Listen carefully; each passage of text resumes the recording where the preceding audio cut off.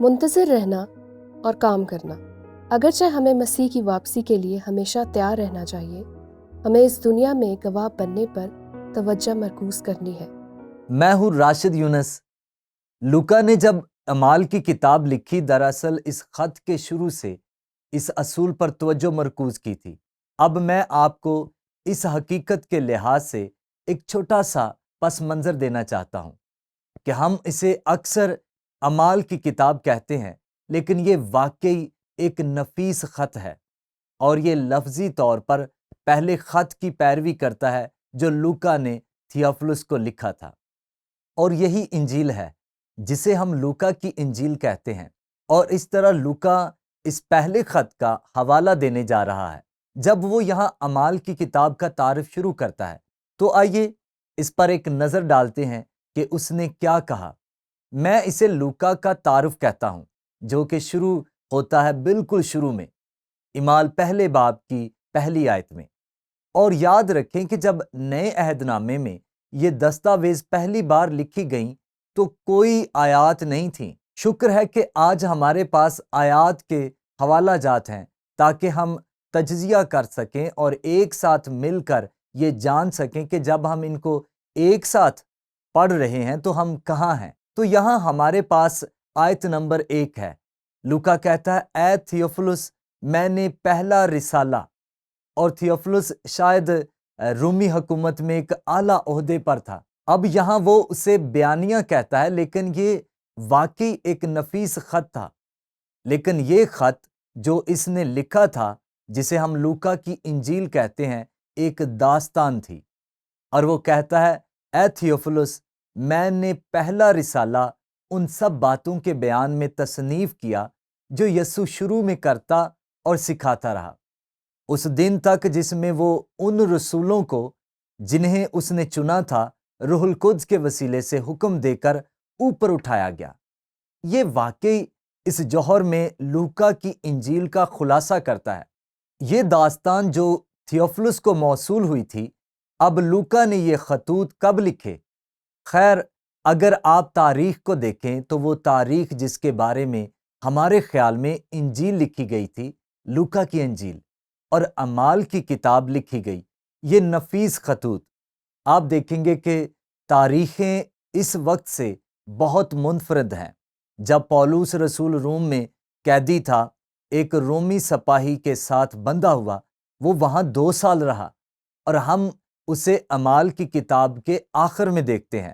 لہٰذا جہاں اعمال کی کتاب یا یہ خط ختم ہوتا ہے، غالباً یہ وہ وقت ہے جب لوکا نے اپنی انجیل لکھی تھی۔ تھیوفلس کے لیے پہلا بیانیہ، اور جب اس نے پھر دوسری وضاحت لکھی جسے ہم اعمال کی کتاب کہتے ہیں، تو اس کے پیش نظر ہم پڑھتے ہیں، اس نے دکھ سہنے کے بعد بہت سے ثبوتوں سے اپنے آپ کو ان پر زندہ ظاہر بھی کیا، چنانچہ وہ 40 دن تک انہیں نظر آتا اور خدا کی بادشاہی کی باتیں کہتا رہا۔ یہ دلچسپ ہے کہ یوحنا کی انجیل کے آخر میں ہمارے پاس ان حیرت انگیز ظہور میں سے ایک ہے۔ توما پر شک کرنے کی کہانی یاد ہے؟ جب یسوع مسیح جی اٹھنے کے بعد آیا، وہ اس گھر یا عمارت یا بالا خانہ میں تھے، ہم نہیں جانتے کہ وہ کہاں تھا۔ یہودیوں کے ڈر سے دروازے بند کیے ہوئے تھے۔ اچانک یسوع مسیح 10 رسولوں پر ظاہر ہوتا ہے۔ توما وہاں نہیں تھا۔ وہ کہنے لگے، ہم نے جلال دیکھا ہے۔ اس نے کہا، میں اس وقت تک یقین نہیں کروں گا جب تک میں چھید نہ دیکھ لوں، جب تک میں اس کی پسلی کا زخم نہ دیکھوں۔ 1 ہفتہ گزر گیا، یسوع مسیح کے ساتھ کسی نے بات نہیں کی تھی، لیکن اگلی بار جب وہ مل رہے تھے 1 ہفتے بعد، توما وہاں تھا۔ یسوع مسیح ظاہر ہوتا ہے اور سیدھے توما کے پاس جا کر کہتا ہے، اپنا ہاتھ پاس لا کر میری پسلی میں ڈال، یا محسوس کر، لفظی طور پر محسوس کر، کیا تو دیکھ سکتا ہے؟ یہ کیلوں کے چھید ہیں۔ تب توما نے کہا، اے میرے خداوند، اے میرے خدا۔ اب جب لوکا یہاں درج کیے گئے قائل کرنے والے ثبوتوں کا حوالہ دیتا ہے تو یہ ان قائل کرنے والے ثبوتوں میں سے ایک تھا۔ اس بات کے بہت سے قائل ہونے والے ثبوت تھے کہ یسوع مسیح کو 40 دنوں کے دوران دوبارہ زندہ کیا گیا تھا جب وہ زمین پر تھا، جی اٹھنے کے بعد اس کے آسمان پر جانے سے پہلے۔ اب ہم ان آدمیوں کو دیے گئے یسوع مسیح کے حکم کی طرف آتے ہیں، اور وہ اب بھی ان کے ساتھ ہے، لیکن وہ یروشلم کے علاقے میں ہیں، وہ زیتون کے پہاڑ پر ہیں، اور وہ ایک ساتھ ہیں۔ شاید صرف رسول، اب وہاں کچھ اور لوگ بھی ہو سکتے ہیں، لیکن آپ دیکھیں گے کہ سیاق و سباق سے مراد یہ 11 آدمی ہیں۔ آپ اسے اس میں ضمیر کے ساتھ دیکھیں گے، آپ اس کے براہ راست حوالہ جات دیکھیں گے تو وہ تھیوفلس کو لے جاتا ہے، یعنی جیسے وہ اسے تحریر کر رہا ہے اپنے ذہن میں زیتون کے پہاڑ پر، اور اس نے 4 آیت میں جو لکھا ہے وہ یہ ہے، اور ان سے مل کر۔ اب وہ کس کی بات کر رہا ہے؟ خیر، اس سے پہلے وہ رسولوں کی طرف اشارہ کرتا ہے، تو یہی جاری رکھتے ہوئے اور ان سے مل کر ان کو حکم دے کر یروشلم سے باہر نہ جاؤ، بلکہ باپ کے اس وعدے کے پورا ہونے کے منتظر رہو جس کا ذکر تم مجھ سے سن چکے ہو، کیونکہ یوحنا نے تو پانی سے بپتسمہ دیا، مگر تم تھوڑے دنوں کے بعد روح القدس سے بپتسمہ پاؤ گے۔ اور یقیناً یوحنا اپنی انجیل میں 14ویں باب سے 16ویں باب میں نمایاں طور پر بیان کرتا ہے جب وہ گتسمنی کے باغ میں جانے سے پہلے اوپر والے کمرے میں تھے، اور پھر یسوع مسیح کے مصلوب ہونے تک یسوع مسیح نے کئی بار کہا، میں روح حق کو بھیجوں گا اور باپ روح حق کو بھیجے گا، میں باپ سے کہوں گا کہ وہ روح حق بھیجے، اور جب وہ آئے گا وہ سب کچھ تمہاری یاد میں لائے گا جو میں نے تمہیں سکھایا، اور وہ تمہیں سب کچھ سچ سکھائے گا۔ اب کیا ہو رہا ہے کہ یسوع پیشین گوئی کر رہا تھا کہ یہاں کیا ہونے والا ہے، جیسے کہ اعمال کی کتاب میں درج ہے۔ تو ہم پڑھتے ہیں، ہمارے پاس یسوع مسیح اور رسولوں کے درمیان متحرک باہمی عمل ہے۔ اب وہ وہاں زیتون کے پہاڑ پر کھڑے ہیں اور یسوع مسیح نے ان کو ہدایت کی، اور دیکھیں کہ یسوع مسیح کیا کہتا ہے، جیسے کہ لوکا اسے بیان کرتا ہے۔ پس انہوں نے جمع ہو کر اس سے یہ پوچھا کہ اے خداوند، کیا تو اسی وقت اسرائیل کو بادشاہی پھر عطا کرے گا؟ اب آپ دیکھتے ہیں کہ کلام مقدس کا مطالعہ کرتے ہوئے ہمیں واقعی سمجھنے کی ضرورت ہے، یہ ایک کھلنے والی کہانی ہے، اور اعمال کی کتاب ایک واضح داستان ہے جو لوکا تھیوفلس کے لیے تحریر کر رہا ہے، اور وہ ہو رہا ہے، یہ کھل رہا ہے، یہ واقعہ سے دوسرے میں منتقل ہو رہا ہے، اور بہت اہم چیزیں ہونے والی ہیں، اور ہم اس آشکار کہانی کو دیکھنے جا رہے ہیں۔ تو وہ اب بھی الجھے ہوئے ہیں، وہ ابھی تک کہانی کو نہیں سمجھ پائے، مکمل نجات کی کہانی، کیونکہ وہ ابھی تک یسوع مسیح کے آنے کے بارے میں سوچ رہے ہیں، جیسے کہ پرانے عہد نامے میں اس کے آنے کی پیشین گوئی کی گئی تھی، اور یہ کہ کسی دن وہ بادشاہ ہوگا، لیکن یقیناً یہ پیشین گوئی کی معلومات کا حوالہ دے رہا تھا، جو کہ دوسری بار ایسا ہوگا جب یسوع مسیح زمین پر واپس آئے گا۔ وہ ابھی تک یسوع مسیح کی پہلی بار واپس آنے کے بارے میں سوچ رہے تھے، پرانے عہد نامے میں کیا گیا وعدہ کہ وہ واقعی بادشاہ ہوگا، مگر غور کریں کہ یسوع مسیح نے کیا کہا، ان وقتوں اور میعادوں کا جاننا جنہیں باپ نے اپنے ہی اختیار میں رکھا ہے تمہارا کام نہیں۔ اب میں ذکر کرتا ہوں کہ یہ ایک واضح کہانی ہے، اور یسوع مسیح بہت واضح کر رہا ہے کہ کہانی میں اور بھی بہت کچھ ہے، لیکن وہ صرف ان آدمیوں سے کہہ رہا ہے، تمہیں ابھی اس سوال کا جواب جاننے کی ضرورت نہیں ہے۔ لیکن اس سے آگے وہ یہ کہتا ہے، لیکن جب روح القدس تم پر نازل ہوگا تو تم قوت پاؤ گے، اور یروشلم اور تمام یہودیہ اور سامریہ میں بلکہ زمین کی انتہا تک میرے گواہ ہوگے۔ اب یاد رکھیں کہ وہ بنیادی طور پر یہاں ان 11 آدمیوں سے بات کر رہا ہے، کیونکہ اگر آپ ضمیروں کو پوری طور پر دیکھیں تو آپ دیکھیں گے کہ یہ اس حقیقت پر واپس چلا جاتا ہے کہ وہ خاص طور پر رسولوں کے ساتھ بات چیت کر رہا ہے۔ یہ 11 آدمی اور جو کچھ ہمارے پاس آیت نمبر 8 میں ہے وہ دراصل ایک خاکہ ہے، اور لوکا نے ایک مصنف کے طور پر لیکن روح القدس کے الہام کے تحت یہ خوبصورتی سے کیا۔ لفظی طور پر جو کچھ ہمارے پاس آیت 8 میں ہے، جب وہ ان علاقوں کا حوالہ دیتا ہے، اعمال کی کتاب کا یہ وہ خط جو وہ لکھ رہا ہے اس کا خاکہ ہے۔ وہ کہتا ہے یروشلم، تم یروشلم میں میرے گواہ بنو گے۔ خیر، یہ باب 1 سے 7 ہے۔ پھر اس نے کہا تم یہودیہ اور سامریہ میں میرے گواہ بنو گے، یہ باب 8 سے 12ویں باب تک ہے۔ اور پھر وہ کہتا ہے تم زمین کے کناروں تک میرے گواہ بنو گے، اور وہ باب نمبر 13 سے لے کر باب نمبر 28 تک ہیں۔ یہ یہاں آپ کے پاس اس خط کا ایک بنیادی خاکہ ہے جو لوکا تھیوفلس کو لکھ رہا ہے، اور ظاہر ہے کہ خدا کے قریب ہمیں لکھ رہا ہے تاکہ ہم خدا کے منصوبے کو سمجھیں۔ اب اس کے بعد جب یسوع مسیح نے انہیں بتایا کہ ان کے لیے وقتوں یا موسموں یا میعادوں کو جاننا تمہارا کام نہیں، جبکہ وہ دوبارہ آ کر اپنی بادشاہی اور حکومت قائم کرے گا، لیکن اس نے کہا میں چاہتا ہوں کہ تم یروشلم کے اوپر والے کمرے میں واپس جاؤ اور انتظار کرو۔ اور پھر ہمارے پاس ایک ناقابل یقین منظر ہے، اٹھایا جانا۔ ہم اس کے بارے میں آیت نمبر 9 میں پڑھتے ہیں، یہ کہہ کر وہ ان کے دیکھتے ہی دیکھتے۔ ہم اس کے بارے میں آیت 9 میں پڑھتے ہیں، یہ کہہ کر وہ ان کے دیکھتے دیکھتے اوپر اٹھا لیا گیا۔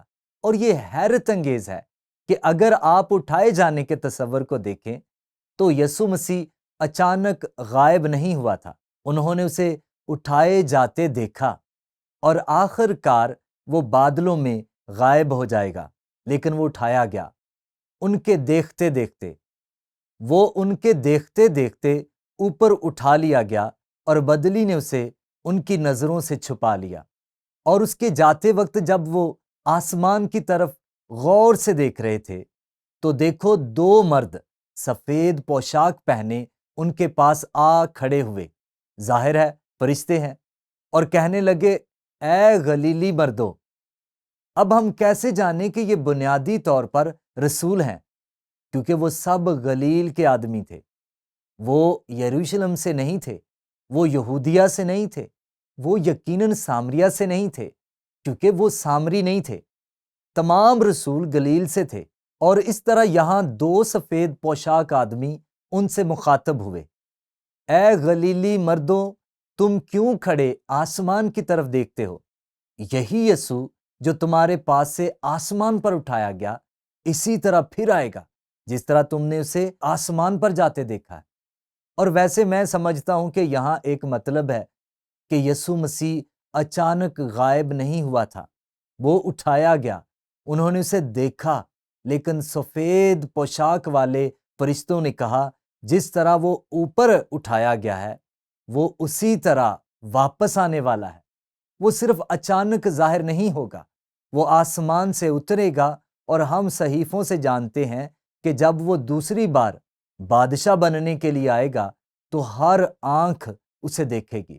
میں نہیں جانتا کہ یہ کیسے ہوگا، لیکن یہ ایک حیرت انگیز چیز ہوگی، کیونکہ وہ نجات دہندہ کو زمین پر اترتے ہوئے دیکھیں گے۔ اور اس طرح ان 2 فرشتوں نے ان آدمیوں سے بات کرتے ہوئے بنیادی طور پر ان سے کہا کہ وہ واپس جائیں اور یروشلم میں انتظار کریں، جیسے کہ یسوع مسیح نے ان سے کہا تھا۔ اب یہاں میرے خیال میں ہمیں ان کی طرح وہی سبق سیکھنے کی ضرورت ہے، اور اسی لیے میں نے اس اصول کا انتخاب کیا، منتظر رہنا اور کام کرنا۔ اگرچہ ہمیں یسوع مسیح کی واپسی کے لیے ہمیشہ تیار رہنا چاہیے، ہمیں اس دنیا میں گواہ بننے پر توجہ مرکوز کرنی ہے۔ دیکھیں، یہی بات یسوع مسیح نے ان سے کہی تھی، وقتوں یا میعادوں کو جاننا تمہارا کام نہیں۔ یہ تمہارا کام نہیں ہے کہ وہ مخصوص وقت جانو، کیونکہ میں اپنی بادشاہی قائم کرنے کے لیے واپس آنے والا ہوں۔ جب تم یہاں ہو تمہیں کام کرنا ہے اور خداوند یسوع مسیح کے ارشاد اعظم کو انجام دینا ہے۔ وہی بات جو اس نے ان 12 آدمیوں کو بتائی تھی، یا اصل میں اس وقت 11 اب پولس رسول بعد میں یقیناً وہ مسیح کے پاس آیا، مسیحیوں سے نفرت کرنے والا، لیکن وہ غیر قوموں کے لیے عظیم رسول بنا، اور اس نے خداوند کے آنے کے بارے میں لکھا۔ در حقیقت پہلے کرنتھیوں کے 15ویں باب میں اس نے جو کہا وہ یہ ہے کہ دیکھو میں تم سے بھید کی بات کہتا ہوں۔ اب یہ دلچسپ ہے کہ یہ لفظ بھید کلام مقدس میں کیسے استعمال ہوا ہے، کیونکہ پولس نے کلیسیا کو بیان کرتے وقت اسے استعمال کیا۔ یسوع مسیح کی کلیسیا جو وجود میں آئی، اور ہم یہ دیکھنے جا رہے ہیں کہ ہمارے اگلے اصول میں یہ کیسے ہوا، یہ بھی ایک بھید تھا، پرانے عہد نامے میں نہیں بتایا گیا تھا، لیکن اب یہ رسولوں اور یسوع مسیح کے پیچھے چلنے والوں کے درمیان بیان کیا جا رہا ہے۔ لیکن ایک اور بھید ہے، اور پالوس اس کی طرف اشارہ کر رہا ہے، اور اسی کو ہم اٹھا لیا جانا کہتے ہیں۔ اور جب خدا زمین پر اپنی بادشاہی اور حکومت قائم کرنے کے لیے آنے سے پہلے کلیسیا کو بچا لے گا، فرمایا دیکھو میں تم سے بھید کی بات کہتا ہوں۔ ہم سب تو نہیں سوئیں گے، یعنی ہم سب نہیں مریں گے۔ اب اس وقت پولس کو معلوم نہیں تھا کہ شاید وہ مسیح کے واپس آنے سے پہلے یا اس سے پہلے مرنے والا ہے۔ دیکھیں، خدا نے اس کو ظاہر نہیں کیا۔ وہ مخصوص وقت، جس طرح اس نے ان 2 فرشتوں کے ذریعے رسولوں پر مخصوص وقت کو ظاہر نہیں کیا تھا، لیکن وہ یہ کہتا ہے ہم سب نہیں مریں گے۔ یہ موت کے لیے ایک خوش فہمی ہے، مگر سب بدل جائیں گے، چاہے ہم زندہ ہوں یا مردہ۔ اور یہ ایک دم میں، ایک پل میں پچھلا نرسنگا پھونکتے ہی ہوگا، کیونکہ نرسنگا پھونکا جائے گا اور مردے غیر فانی حالت میں اٹھیں گے اور ہم بدل جائیں گے۔ اور ویسے جب ہم خدا کی طرف سے نرسنگے کی آواز سے اٹھائے جائیں گے تاکہ یسوع مسیح کے ساتھ ہوں، تو ہم آہستہ آہستہ نہیں اٹھائے جائیں گے، یہ ایک پل میں ہوگا جب مسیح ہمیں پکارے گا۔ اس لیے پولس چاہتا ہے کہ وہ جان لیں کہ ایسا ہونے والا ہے، لیکن پھر وہ کہتا ہے یہ سچ ہے، یہ ہونے والا ہے۔ لیکن پھر وہ آیت 58 میں کہتا ہے پس اے میرے عزیز بھائیو، ثابت قدم اور قائم رہو، اور خداوند کے کلام میں ہمیشہ افزائش کرتے رہو، کیونکہ یہ جانتے ہو کہ تمہاری محنت خداوند میں بے فائدہ نہیں ہے۔ اور اسی طرح ہمیں پولس سے وہی سبق ملتا ہے جو روح القدس، یسوع مسیح اور فرشتوں نے ان آدمیوں کو دیا تھا۔ اب عکاسی اور جواب کا سوال یہ ہے، ہم کن مخصوص طریقوں سے مسیح کی واپسی کے لیے تیار رہنے اور دنیا میں اس کے کام کو انجام دینے کے درمیان ایک مناسب توازن برقرار رکھ سکتے ہیں؟ اس سوال کا جواب یہ ہے کہ ہمیں اپنی ترجیحات کو برقرار رکھنا ہے، ہمیں تیار رہنا ہے، لیکن ہمیں کام کرنا ہے اور اس کے کام کو بڑھانا ہے۔ یہ اس دنیا میں ہماری اولین ترجیح ہے۔ تیار ہیں؟ جی ہاں، کسی بھی لمحے، لیکن صرف تاریخیں متعین نہیں کرنی، پہاڑی یا کسی پہاڑ پر آس پاس کھڑے اسے تلاش نہیں کرنا، لیکن ہمارے باپ کے کام سے متعلق ہمارے خداوند یسوع مسیح کے ارشاد اعظم کو انجام دینا ہے۔